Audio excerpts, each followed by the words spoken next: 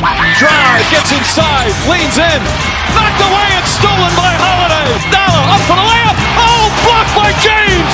To Curry, way downtown. Bang! Bang! Missed the dagger. Here's the problem I'm seeing. Zion's gonna want out soon. Here's the thing, I don't think the front office of that organization, of that New Orleans organization, knows what the heck they're doing. What can I say? Mamba out. Hey guys, welcome back to the podcast. I'm your host, Joshua Unix, and today we are on day 2 of the road to the NBA trade deadline. That's right, this is day 2. If you guys did not see yesterday's podcast episode, I made the huge announcement that since the trade deadline is coming up, I'll be releasing a podcast episode detailing the deadline each day leading up to the 9th. Today's the 31st, so from now until the 9th, continuing what we started yesterday, we will be doing this. Hope you guys haven't had a good Tuesday, because we have 9 more days to go if you're not counting today. And we actually have a lot to get into. We have the Bucks' current offer for the Suns. The Mavericks are ready to trade some of their players. One are being named. Bones Highland could be traded into a team that may seem unlikely to the untrained eye. Tons of Raptors news that we will be getting into. We're going to be, since a lot of news is going to be around the Raptors, my topic of the day is going to be answering this. Should we expect the Raptors to blow up their roster and go into complete rebuild mode?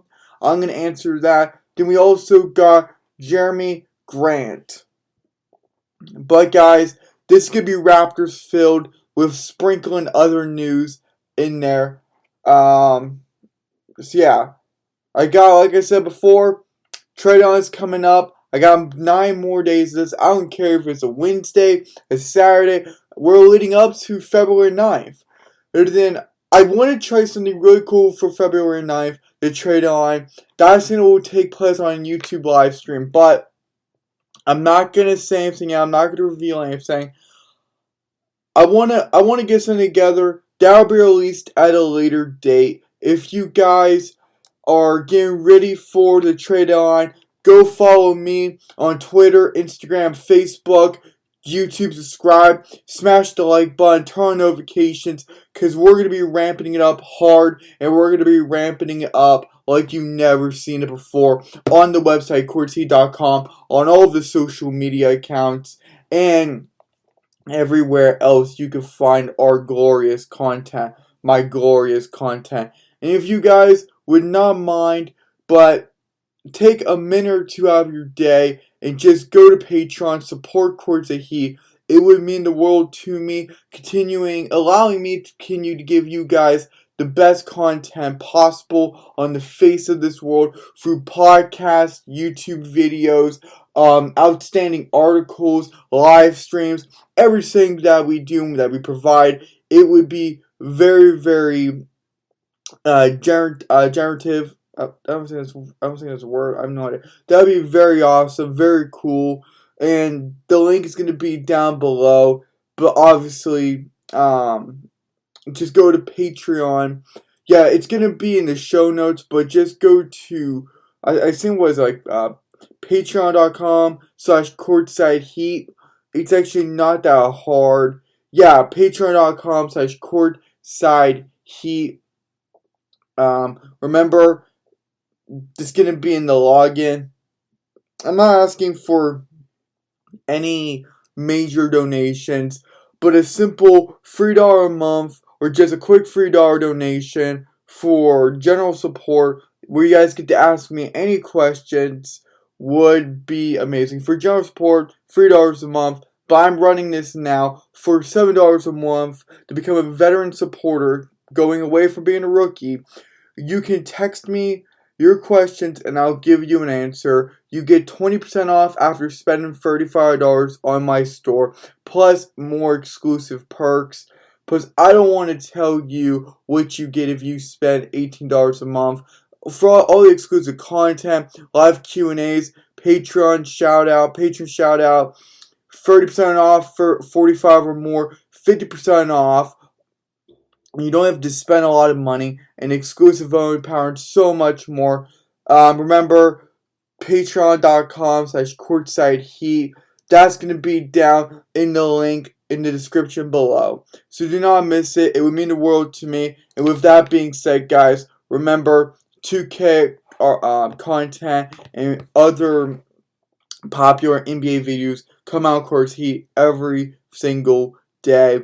So let's jump into this. I've already spent 5 minutes, and I do not want to waste any more time. And what would be a good opener? Let's talk about the Milwaukee Bucks and Phoenix Suns. My Phoenix Suns. We have been belaboring the point of Jay Crowder. We have been hyping up Jay Crowder and what the Suns may get in return and what teams have to give up. Well, Shams Charania came out actually 2 hours after my podcast episode, or an hour after my podcast episode dropped, about the Bucks getting permission from the Suns to go speak with Jay Crowder. Then it came out that, well, we already have that, so you already have the permission aspect. Now we have the trade aspect, the offer aspect. So the Bucks' current offer for the Suns regarding Jay Crowder is Jordan Nwora, Serge Ibaka, George Hill, and 2 second-round picks. Honestly, I don't know how to feel. I want everyone to keep this in perspective. Jay Crowder is on an expiring contract, who we've been paying for the past X amount of games for the past half season. So he's an expiring guy. He doesn't want to be on this team anymore, clearly. So, look, you were never expecting some big guy, some big name guy out there. You weren't expecting to get back a lottery pick. You weren't expecting to get back all these super talented players. And I'm not saying that these guys can't be that in some ways. But Jordan Nwora, let's start with him. He's 24 years old right now. He's not having a bad season. In 16 minutes, he's averaging 6 points, 3 rebounds, and 1 assist. He is currently down in points per game, and his field goal percentage is down by 2%. But so are his minutes by 3. He went from 19 minutes to 16 minutes, so you will have that. But he has been good in certain stretches. He's not a bad player. He's a power forward, small forward, so he's overall forward. He was a second-round pick. Take that as you will. So, from him still being in the league and producing that is not bad. Then you got Serge Ibaka. We all know what he did with the Raptors. Injuries have been hindering him. He's 33 years old. He's a center, power forward center, right? He's not been playing a lot. He will not be playing the rest of this season until he's traded to a new team. The Bucks and him have mutually agreed to that. But his production has been down significantly. But that can't be explained due to injuries and due to how teams want to utilize him. The Clippers, when they first got him, utilized him. But he was down 4 points from 2019's performance with the Raptors in his final performance, right? That was his final season, and that's when he won the championship. Then him and Kawhi left, and then he joined Kawhi down in LA for 2 seasons, until getting traded halfway through the second season to Milwaukee to play 19 games, only to get hurt, to only be playing 16 games this season with Milwaukee, until being traded and he'll play more. So his production is down, but as a veteran, I think Serge Ibaka is better than Bismack Biyombo to a certain extent. I think he's a little more advanced, a little more in depth. I do like Busy, but Serge Ibaka is pretty good. But then when we get down to George Hill, who has played in this league for a very long time, he's 36 years old. He's been playing since '08 when he originally got drafted to the San Antonio Spurs. His production has been down, but again, he's on the Bucks. You're not expecting to get many shots, but he's playing 19 minutes, so take that as you will. He's been up and down again. Injuries have been costing him. He has been traded a lot in his career. I believe 3 times. Let me check. 1, 2, 3. He's been traded 3 times. He's signed with a total of 1, 2, 3, 4, 5, 6 teams. He played in Milwaukee from 2018 to 2019 until going to OKC for a season, then being traded to Philly for that 2020 season, and he came back to Milwaukee. So yeah, he's been around the block with Milwaukee a few times, to say the least. But that's where you're at. Then you have 2 second-round picks. No idea how valuable those will actually be in the grand scheme of things. But if I'm the Suns, and that's the best offer, obviously take it. Unless you're going to try to get OG Anunoby, and you're going to make it like a freeway trade with the Raptors, Suns, and Bucks. Okay, now it's kind of interesting. And it could be a win-win for everyone. Could be. I wouldn't see why not. I'm not going to get into the specifics of why I believe OG Anunoby could work for the Phoenix Suns, or why I think that the Phoenix Suns would be a good fit.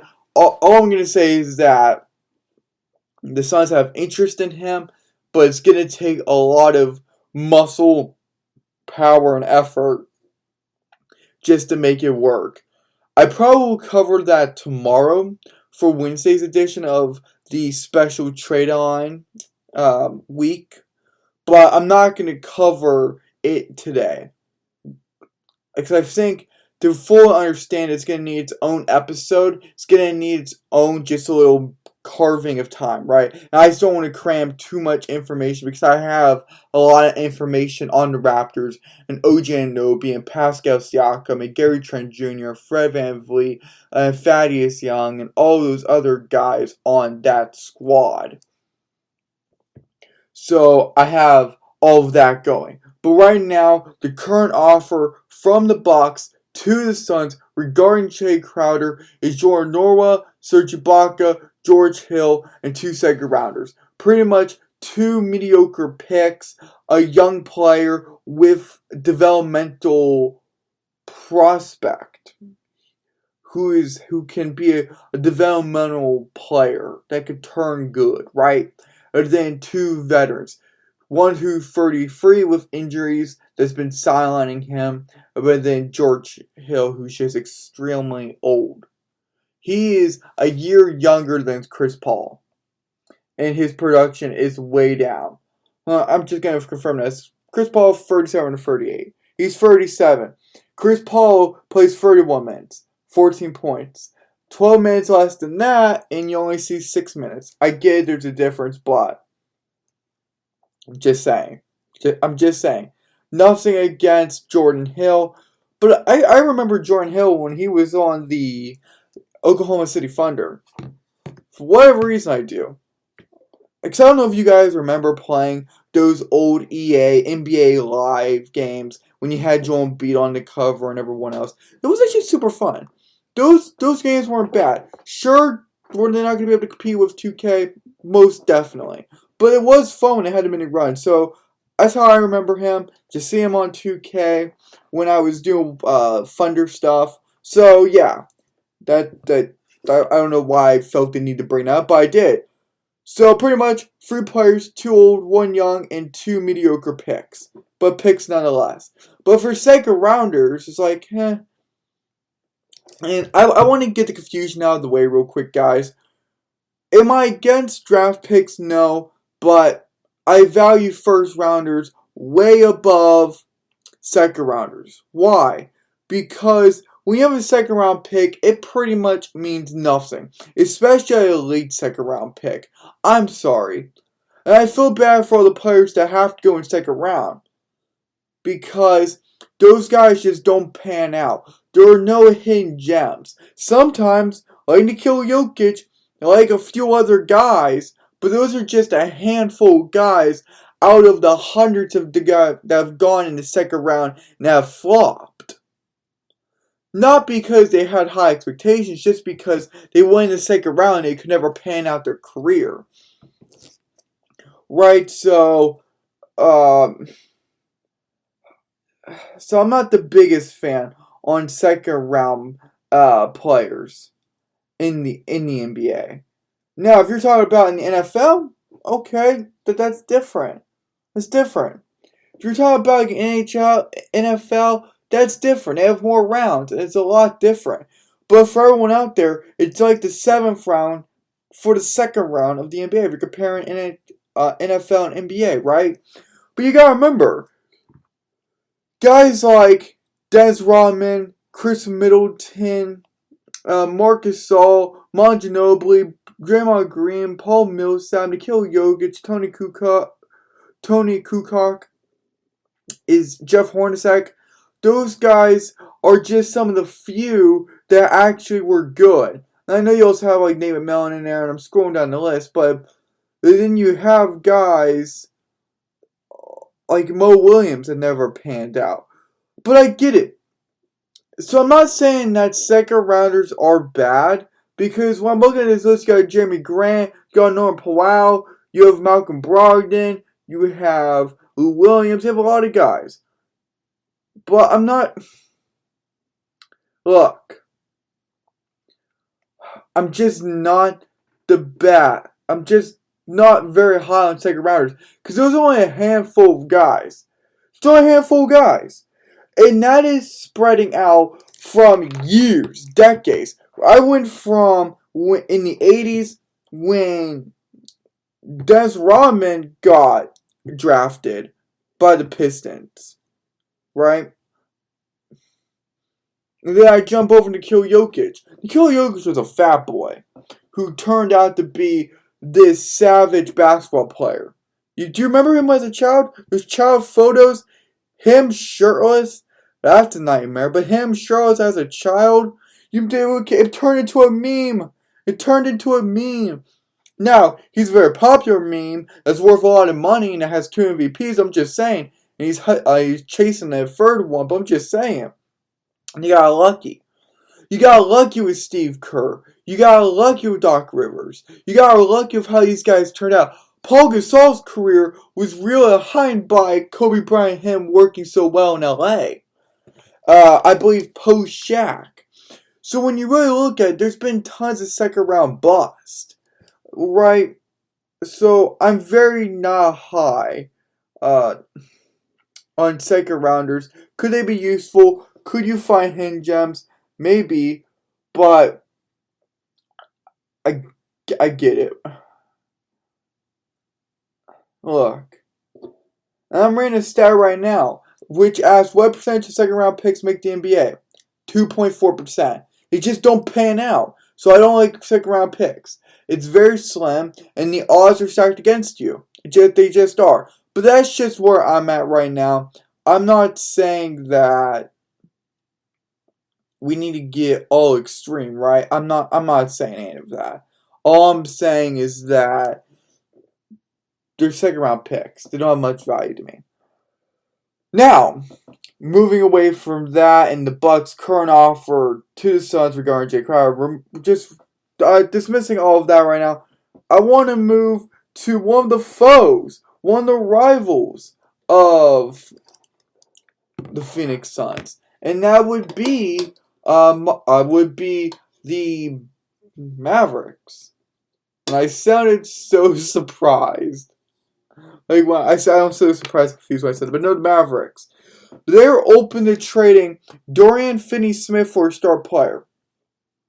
Remember, guys, the Mavericks are under intense pressure to turn around their team. I know that many people have said that the recent rumors of Luka Doncic wanting and putting pressure onto his team to get better players is a myth and a lie. And I think Mark Cuban says something on about it, publicly about it.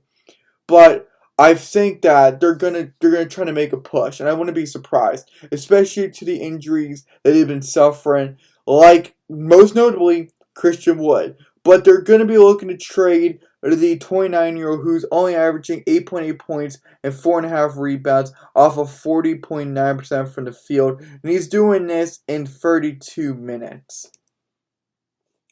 Now, they're expecting a star player. I expect that to go down. He's just not really panned out for the Mavericks. I know it goes beyond stats and who he is. But, yeah, just, I'm not a big Dorian Finney-Smith guy. And the problem is that the Mavericks have tried really, really hard. Because he was undrafted free agent who was signed back on July 8th, 2016, right? Or then he was re-signed with the franchise on July 11th, 2019. So, he wasn't bad in college.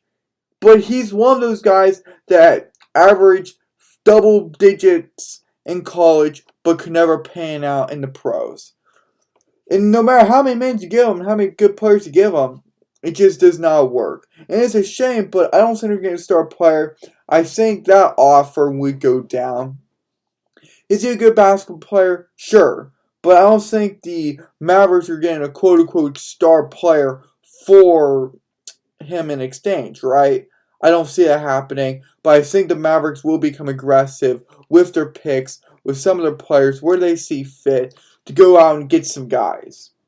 And they can also target the buyout market. Remember, the buyout market is a very real thing for a lot of teams. I believe that the Suns don't do anything major to trade on because it has been rumored and reported, but rumored and speculated, okay, if the Suns don't do anything, then they'll just go to the buyout market and see if they can pick up someone cheaper and it won't cost them that much.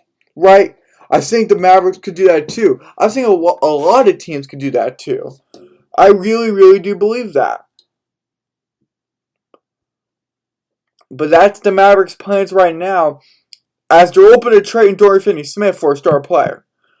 Those are their expectations. That's what they want to have accomplished. I'm going to keep y'all monitored and just looped in on that one because I find that interesting. Because the Mavericks definitely need to make a change. Because here's my feeling on it.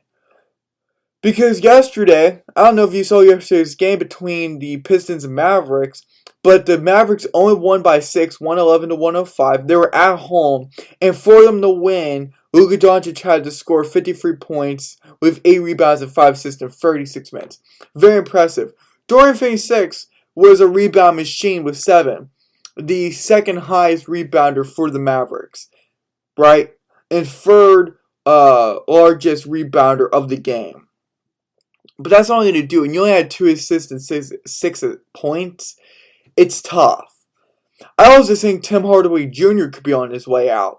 I wouldn't be surprised if they trade the 30-year-old. Sure, he's averaging nice minutes, but you can't be only winning by 6 points. Winning a game by 6 points against a 13-39 team. That's just bad. Especially when you're playing at home.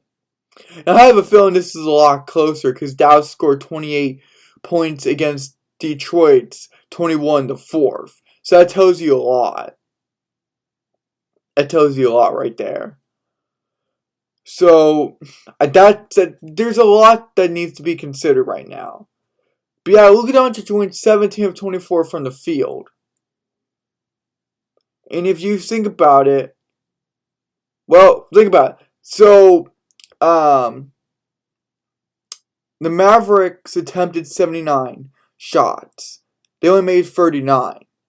17 of the 39 made shots came from Luka. So the team was only able to make 22 shots that wasn't him. Which is actually not good. If you attempt 79, so attempt 79, take out the 24, that's 55. And you only get, what I say, you only got 17, make that 22, and you only have 22. That's not good. That's not a good percentage. They only were capitalizing on 25% of their shots if I did the math correctly. And I'm not a very good math person. Trust me. I just can't do math. I am like a certified idiot in that department. But anyways, that's why I'm covering basketball. Because we know sports have nothing to do with numbers and math and analytics. Ugh. But no, what I'm saying is that when you look at the Mavericks as a whole, you're like, sure, you could say that Luka Doncic is being a ball hog, but when you don't have another scorer out there like a Christian Wood or a Kristaps Porzingis when healthy, it's like, okay, what are we doing out here? Because you can't only be capitalizing on 25% of your shots as a team, excluding your franchise player. Because, I just want to say this, without Luka Doncic, they would have lost. I think we already tested that. I think we already determined that. Because the Detroit Pistons were 36-79 from the field. Take out Luka Doncic and you try to just do that on your own, it's tough. Like their second highest score was Spencer Dinwiddie with 12 points. He was 5 of 16. So it's not like these guys couldn't get shots. They got shots. Spencer Dinwiddie was just cold. How many shots did Dorian Finney-Smith take? Only 5, 2 of 5. Okay, he capitalized 40% of his shots. Okay, Tim Hardaway Jr., 3 of 10. Like, really? You gotta be able to make more than that. Dwight Powell, he's playing 27 minutes, 1 of 4. These guys aren't just either attempting shots or they're just flat out missing. Reggie Bullock, 3 of 5. It's not bad, 6% from the field for a majority defensive guy. Josh Green, 22-year-old. I think he's the rookie. I don't think he's a rookie. Look, he went 3 of 4. Look, I'm not expecting great numbers out of him. He's been here since 2020, right? You got JaVale McGee playing 10 minutes. 4 of 5. That's actually really good. And then Davis Bertans, he went 0-3. He played 8 minutes and went 0-3. Did not get a rebound, assist, points, nothing. So I'm just saying, I know I ran for everyone. I know I get Jalen Hart too. He's 1 of 3 points. But he's only averaging 10 minutes. He only played 6 minutes that game. I think Jalen Hardy can actually be something very, very good. Keep an eye out for him. I'm being legit when I say that. So I think it's time to say, okay, Tim Hardaway's got to be gone. Dorian Finney-Smith can be gone. You're not going to get a star player from, unless you're going to throw in a first rounder with them to get a star player. That'd be different. So I guess they're fielding offers from, filling the market. I don't know. Trying to gauge the value that teams are assessing to them. But yeah, that's that. That's really all I got. It's just going to look really sad for the Mavericks. Because you can't be only winning by 6 points against a 13-39 team, win that game, and expect not to have troubles in the postseason. Luka Doncic can't do everything for that team. Even if you have Christian Wood or not. It doesn't matter. It just doesn't matter. And when Luka Doncic doesn't play, they're 0-6. They're defeated. They have a losing record when he's not playing for them. That says a lot. It does. And real quick, guys, I'm going to get to some of the Raptors news that's going to go with the topic of the day. Remember that question that's going to be that's asked and is going to be answered by me. Should we expect the Raptors to blow up their roster and go into complete rebuild mode? So I'm going to give you some context real quick before I jump into that topic. And I got a few other news involving the Trailblazers and the Nuggets. And potentially this one team that's actually not a bad fit for Bones Highland. It involves a basketball operations leader. President of basketball operations leader. I'm going to get to that more. Just give me a second. So, OG Anunoby, I'm going to get with the injury first. OG Anunoby is set to miss at least the next 4 games due to left wrist injury. He did not play against the Phoenix Suns yesterday, and the Raptors lost to the Suns. So expect him to be missing 3 to 4 more games at least. Wrist injuries are tough. That is, it's like no joke. No joke. Like I've had wrist injuries before. They're no fun. So don't expect them to be. Oh wait a minute. He'll be back in 4 games. No, probably not. That's why I said at least. So look.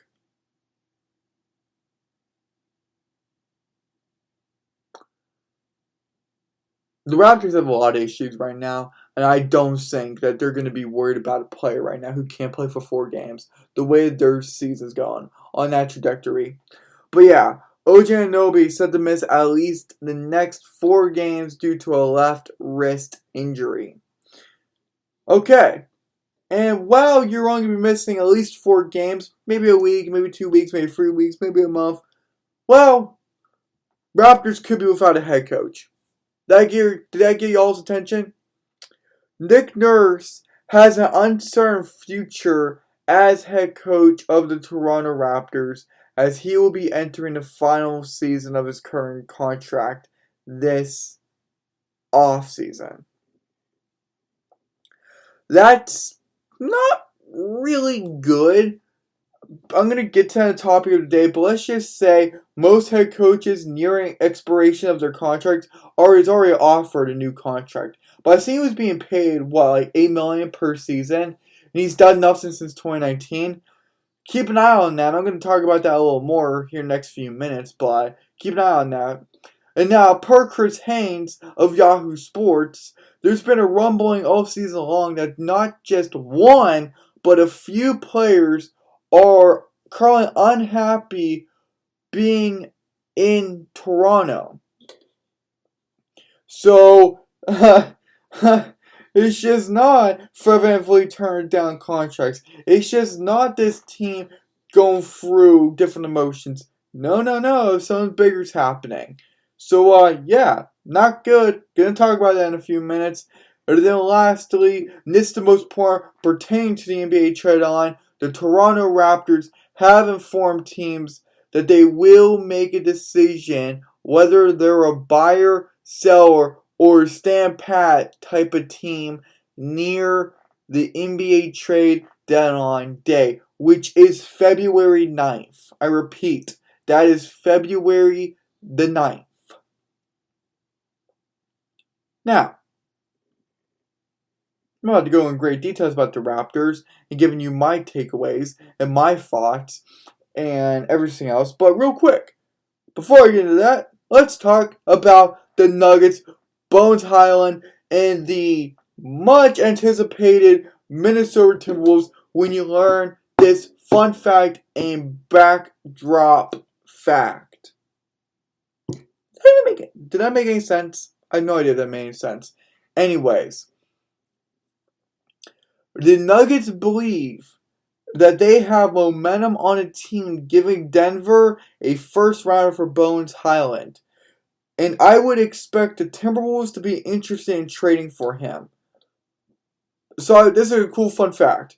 When he led the Nuggets front office, Wolves president of basketball operations leader Tim Connolly originally drafted Highland with the 26th pick in the first round of 2021 NBA draft. So, Tim Connolly over here could be influencing the rest of the front office, general manager, coach, ownership, all of that good stuff, to say, hey, I already spent a first rounder on him when I was in Denver. Let's get him again. Bones Highland is actually a very, very good player.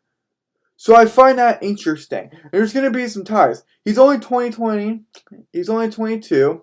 He's averaging 12 points, 2 rebounds, and 3 assists, off 40% from the field, in 20 minutes. He's actually a very good basketball player. He's improving in points, shooting about the same, passing and rebounding is the same. Well, he's up 0.2 in assists, but whatever. And his minutes have gone up by 0.9. All things being considered, this is not the worst. And he's been pretty accurate over the past 10 games. I am not going to lie, 10, 11 games. So, look, Bones Highland could be a really good player. I am high on Bones Highland. Now, why the Knicks, or not the Knicks, but why the Nuggets could be getting rid of him is a completely different story. They're in a win-now mentality, I guess, and maybe their win-now mentality just does not have Bones Highland, who is the backup point guard to Jamal Murray. Maybe they want to get a first rounder. Maybe they want to get another good player, but still on a little more volume. If I were the Nuggets, I want to get rid of Bones Highland. He's too important right now. He's been very contributional, if that's a word. And he's been contributing very nicely. He's been a very good player. Not just in my opinion, but statistically and what the whole NBA world has seen. Because him, Nikola Jokic, Jamal Murray, Michael Porter Jr. when healthy, Aaron Gordon, KCP, DeAndre Jordan, all those guys are good. And that's why the Nuggets are first in the Western Conference. That's a fact. So I do just want to say that. And also, can I just say that the Suns, despite having a very rough patch of the season, is only a half a game out of 4th. They're currently in 7th. Just think about that. Just saying. Mavericks and Suns have the same record, with the Mavericks being 4-6 and Suns being 6-4. Just gotta remember that. But anyways, if the Nuggets actually believe that they have momentum on a team given Denver a first rounder, then sure, maybe you get up the second-year player for the first rounder you can use for leverage in another trade or just use for your benefit. Maybe you're like, okay, this guy's not performing that much. Maybe we can get another player in a first rounder, just maybe the first rounder. If I'm the Timberwolves, I would so do this. I would do it in a heartbeat. Because if you're dead set on not trading D'Angelo Russell unless they get a blown away type offer, I would just keep them. I would have all those guys, get Bones Highland, and now you're able to make a good run. I'm not saying that he's going to be the final piece, but they're 27 and 26 and add a little more depth to the guard position and just bumping them up a bit. Because I know you got D'Lo as the point guard and Jalen Noel. But as far as I know, I think Jalen Noel is going to be leaving the team for free agency. So you go get him. You have Byron Forbes and D'Lo. This team is ran by forwards and centers. They have too many centers and forwards. They have. This is the combine of forwards and centers. 1, 2, 3, 4, 5, 6, 7, 8, 9, 10, 11, 12, 13 listed forwards and centers. Here are guards. You ready? 1, 2, 3, 4. 4. Yeah, so get a little backcourt help. The front court's taken care of. Get the backcourt some help. And you can strengthen that by, again, Bones Highland. And that is a guarantee. Plus, the connection with Tim Connolly is actually a very good connection. You're as faith in Bones. Why just not trade for him? Now, speaking about trades and listening to offers we have the Portland Trail Blazers and Jeremy Grant.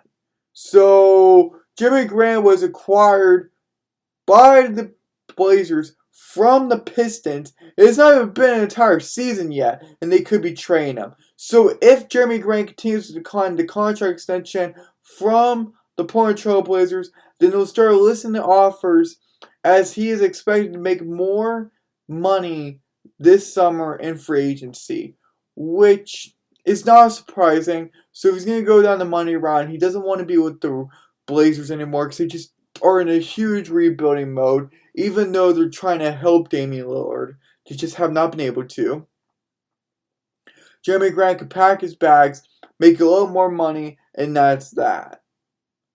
It's probably as simple as that, to be honest. Like, I'm not gonna lie, it could be as simple as that. So that is something very concerning if you're a Blazers fan, or if you're a part of that front office, because like, we spent all of that to get him, and then he just walks out midway through the season, or after this season. It's like, that's a really bad run with a player. I want to look up how much I actually had to give up to get him. So, cause I forget the details of that trade. Give me a second.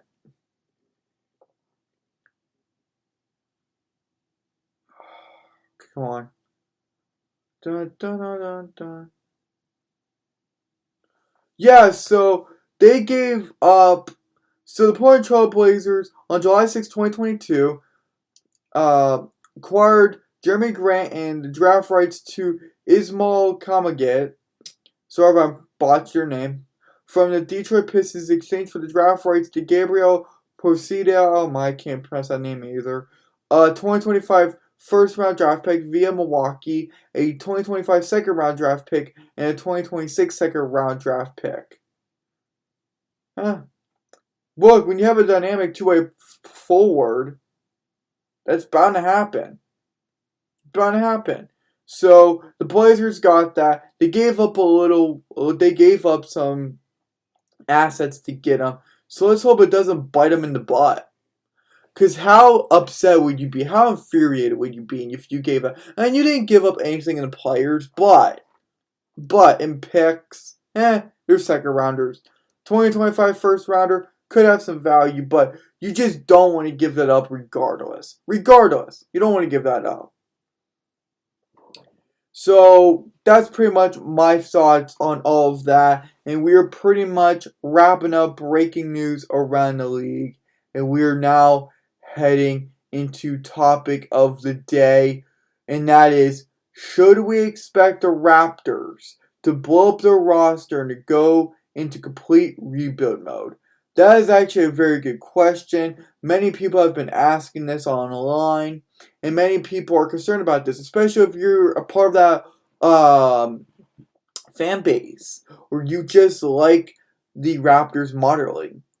Look, there's a lot going on. I've been breaking down the drama of Gary Trent Jr., Fred VanVleet, maybe one of them or both of them being traded, that Gary could be traded before Fred. There's been a lot happening. But then you have, there's multiple players that are unhappy inside the locker room, inside that franchise. The odds are stacked up against Toronto. Let me just say that. The Raptors, who were favored to be soaring this season, without fail, and to be favorites in the playoffs, are 23-29 and 12th in the Eastern Conference. To say the least, it's not going well. And there's no way they're going to be able to turn it around to get in the top four. Unless the Nets, 76ers, Bucks, and Celtics all fall. Especially the Celtics, who have a 13.5 game advantage on them, fall considerably. Do not expect that one bit. It's tough. And this is really tough because the sad part is, in 2.5 games, the Magic can overtake the Raptors. Think about that. Think about it. Raptors have been 4-6 the last 10. Nothing's going well for them. OG Anunoby's hurt. There's only so much that team can do. So that's why you got to ask the question. Should we expect the Raptors to blow up their roster and go into complete rebuild mode? Look, if the Raptors are looking to get rid of Fred VanVleet and Gary Trent Jr., then they'll be able to get young players and draft picks. We know that OG Anunoby could go for at least 3 first rounders. Maybe a player is included as well.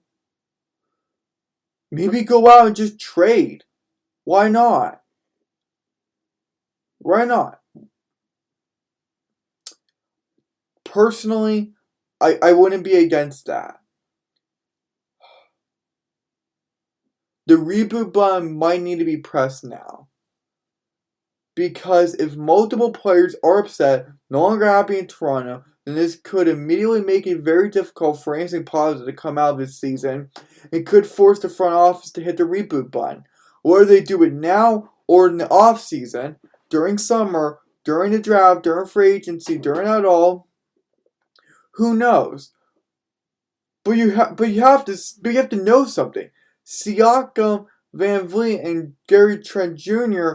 will all need extensions after the season, as they'll all be on expiring contracts. And Gary Trent Jr. and Fred VanVleet are both those players have player options after the 2023-24 season is up. So here's the problem. The team does not control Fred VanVleet. Fred VanVleet controls himself and his destiny. So if he wants to bank on himself, by all means, he's going to do that. And he is free to do it. There is no doubt in my mind that he would do that if he feels as though he can make more money and he could be in a better win-now situation. The Raptors aren't in that situation. They aren't in that situation. I'm just being honest. And when you have guys like Gary Trent Jr. who's soaring up in value, the teams, and Fred VanVleet who's already soared up in value and has been on the radar of many teams, both have player options after 2023-24 season up, that is scary.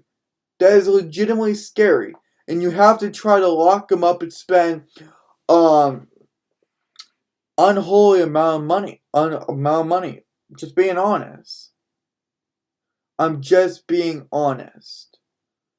Now, I do just want to say this. The only player that hasn't been mentioned publicly through rumors and reports is Pascal Siakam.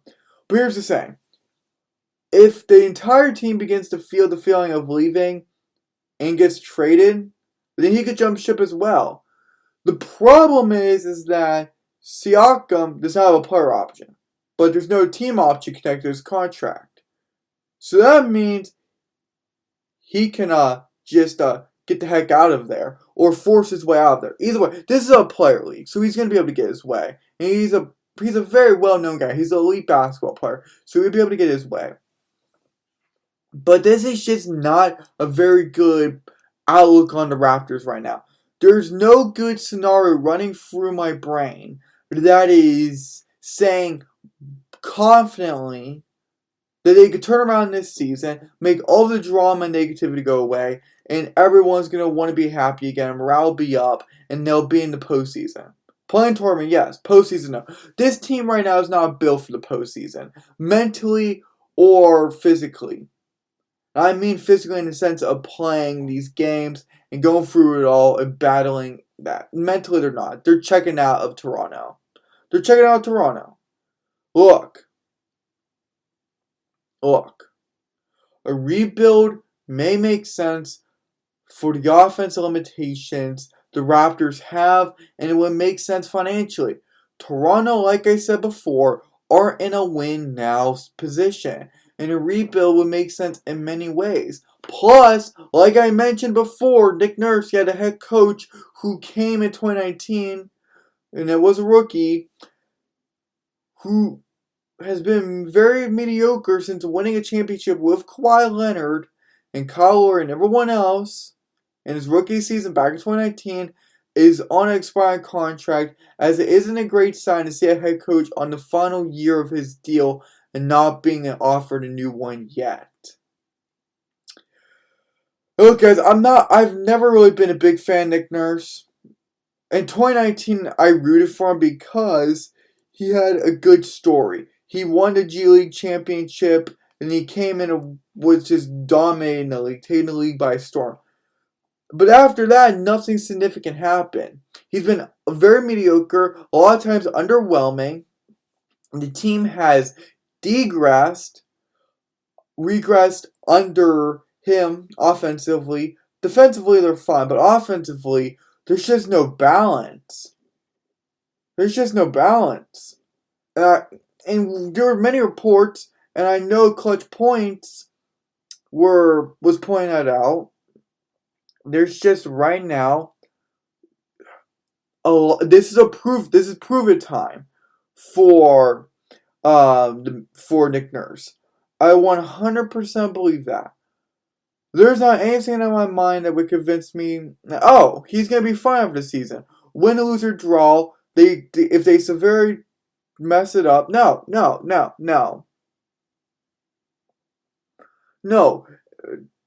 Per Shams Charania, Nick Nurse's future as Raptors head coach is a report expected to come into focus this summer. He's being evaluated. This is a prove-it year. And so, what's my take with all of this? What's my take? What is my hot take, cold take, or just perfect take because I am perfect? And no, that I'm not having a big ego, I'm just being honest. Get real with it.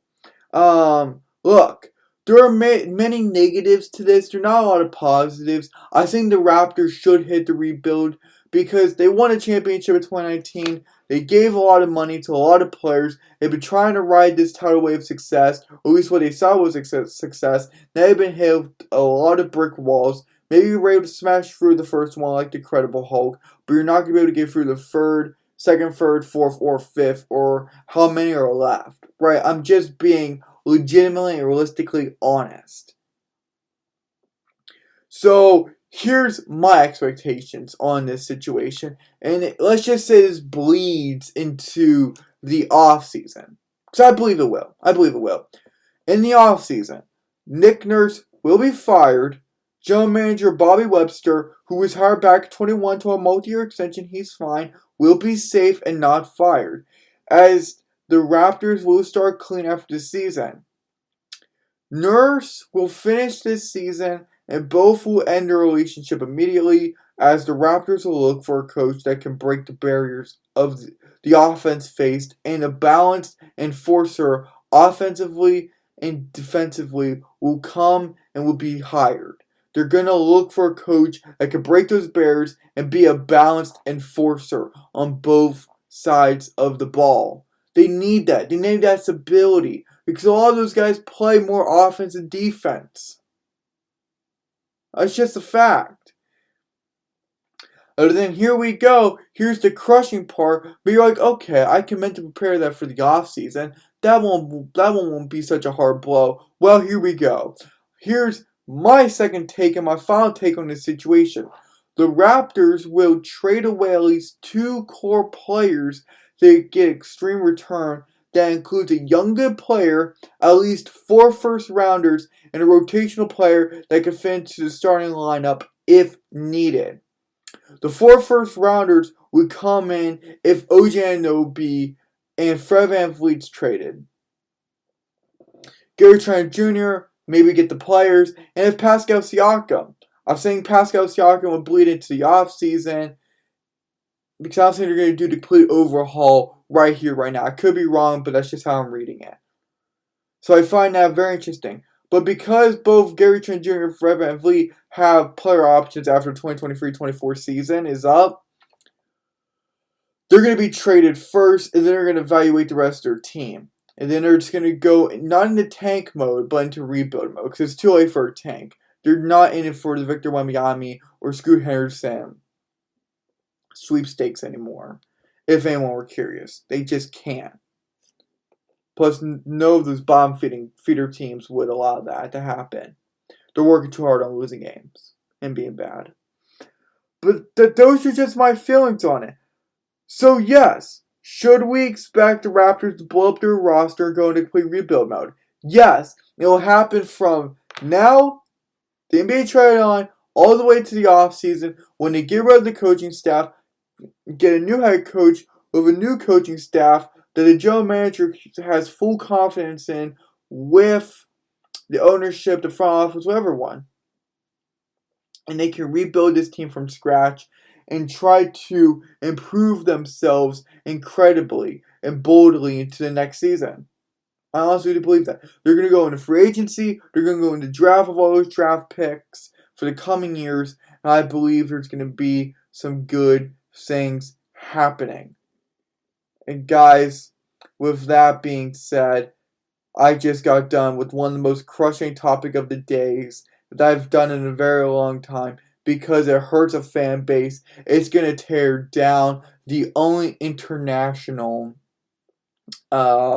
team we have. So, yeah. Canada's going to be mad at the NBA, but that's fine. No one likes Canada anyways. It's Canada. But yeah, I would expect the Raptors to blow the roster up and go into a complete rebuild. That's going to be their mentality. And guys, my mentality now is wrapping up this podcast episode, because that's all I got. We have gone for the good, the bad, the ugly, and the super ugly if you're a Toronto Raptor fan. But that was your first mistake, besides moving to Canada, was becoming a Toronto Raptor fan. Ooh, but guys, that's all I got for today's podcast episode. We have gone through so many different things. And this was just a quick summary, quick recap, my quick feelings on the Toronto Raptors. If they go into a complete rebuild, I will definitely be highlighting that in the All-Star break, especially way after the NBA trade line. So again, I've not forgotten about that idea. I will be doing that during the All-Star break, so do not miss that.